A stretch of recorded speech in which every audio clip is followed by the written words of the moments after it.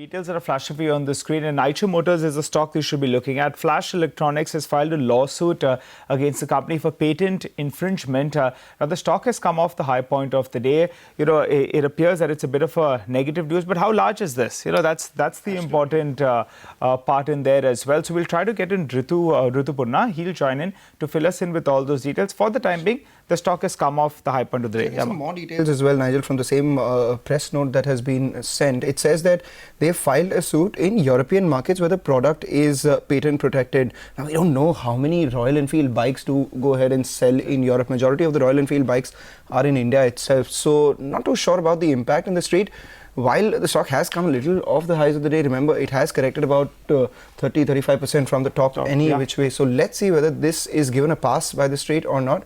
And seeing a bit of recovery. So, definitely more details required. Just short point, it is a patent infringement lawsuit which is filed in the European markets where they are protected. So, not a lot of revenue would perhaps be coming from Europe. Okay, all right. Let's move on. We'll try to get you some more details in terms of that. But Dr. Reddy's, that's the biggest loser on the Nifty today in an otherwise very, very buoyant market. Ekta is with us with the Q4 conference call highlights and also what brokerages have to say. And Ekta's got the color right. She's in red. Ekta. Well, thanks for that. Yes, Dr. Reddy's, the numbers were not that bad. But it seems as though the street is probably spooked by the fact that the management has said that the launch of their multiple sclerosis drug, Copaxone, which is in pipeline, is unlikely in FY20. So they have been delaying it intermittently, and hence maybe the street doesn't like that.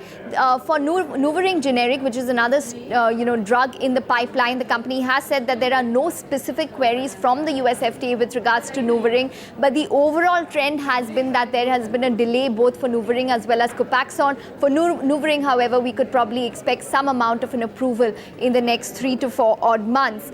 The company separately is looking to launch around 30 products in FY20 in the US. Plus, they have a renewed focus on India, China and emerging markets. In fact, they were very focused on how exactly they would want to expand the Chinese markets. And in terms of the R&D costs, is expected to range between $250 to $350 million in FY20. So there was nothing really discernible in terms of what exactly disappointed the street, but possibly the delay in the fact that Copaxone will not take place in FY20 or unlikely to take place in FY20 really weighed down. Motilal has maintained its neutral stance. According to them, an inferior product mix and manufacturing overheads impacted profits, and potential launches are still to kick in. CLSA has a buy. They have a target price of 3,330, and according to them, it was an inline set of numbers x one-time gains. In fact, let's listen in to the management.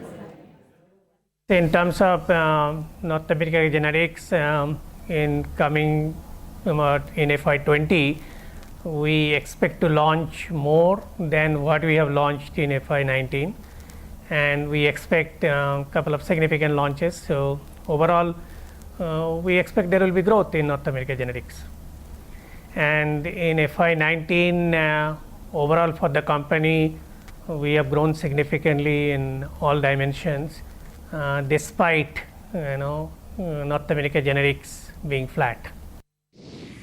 NuvaRing, there is no change to whatever earlier we spoke. We expect it in the first half of the financial year 20. So we are waiting for that.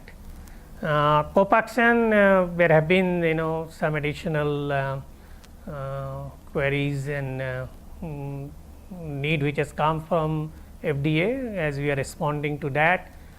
So quite unlikely that we will be able to launch Copaxone during this financial year.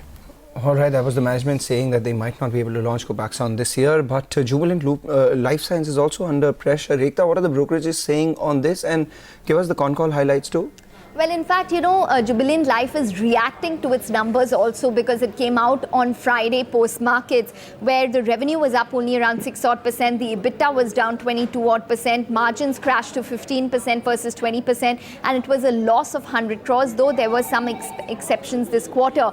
Nomura was unhappy with the numbers. They've downgraded the stock to neutral. They've reduced the FY20 EPS to 62.8 versus 82.9 earlier. They've cut the target price to 660. According to them, the Q4 results were below estimates. Results were impacted by certain one-time costs, and though it's unlikely to occur in The near-term quarterly results and management commentary suggests headwinds in LSI as well as the pharma business, which is basically their two mainstay businesses.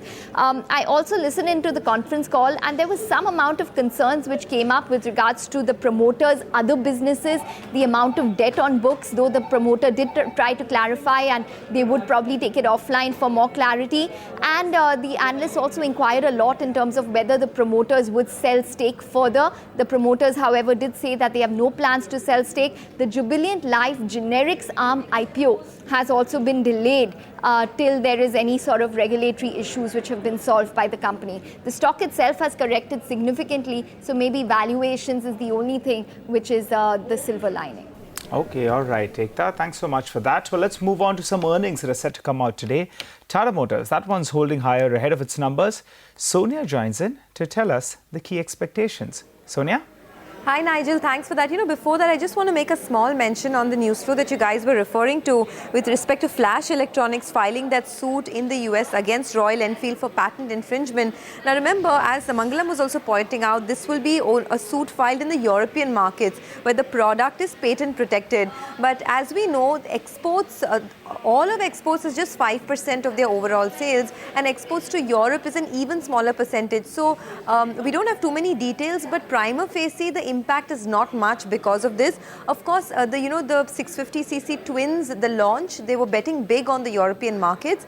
They were planning to scale up their global business as well. But as of now, currently, its exports overall is less than 5% of sales, so not too much of an impact. But yes, coming back to Tata Motors, the stock has hit that 52-week low of 142 rupees or so in the month of February. Since then, it's made a little bit of a recovery, but overall, it's a 50% fall in the stock price that we've seen over the last 12 months, and that's because of JLR. This quarter as well, the expectation is that Jaguar Land Rover will report a fourth consecutive quarter of a loss. That's because the China market has been under a lot of pressure. So for example, in Q4, the volumes for JLR have overall fallen about 8%, but just if you look at China, it's a 50% year-on-year fall that we've seen in volumes, and that is what will drag the overall margins as well. Now for Jaguar Land Rover particularly, we are expecting the margins to fall to 9.3% versus 13.5% same time last year. So a big fall in margins year on year,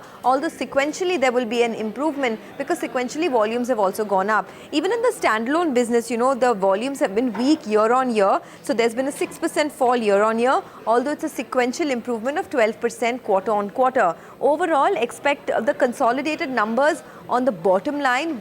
There's a wide variance in brokerage estimates because of various one-offs, but the most important number to look at will be JLR. On the margin front, if they do better than 9.5%, it's something that the street will like, and it's a loss that the street is expecting. For any reason, if they report a profit, then that's something that the street will take with both hands.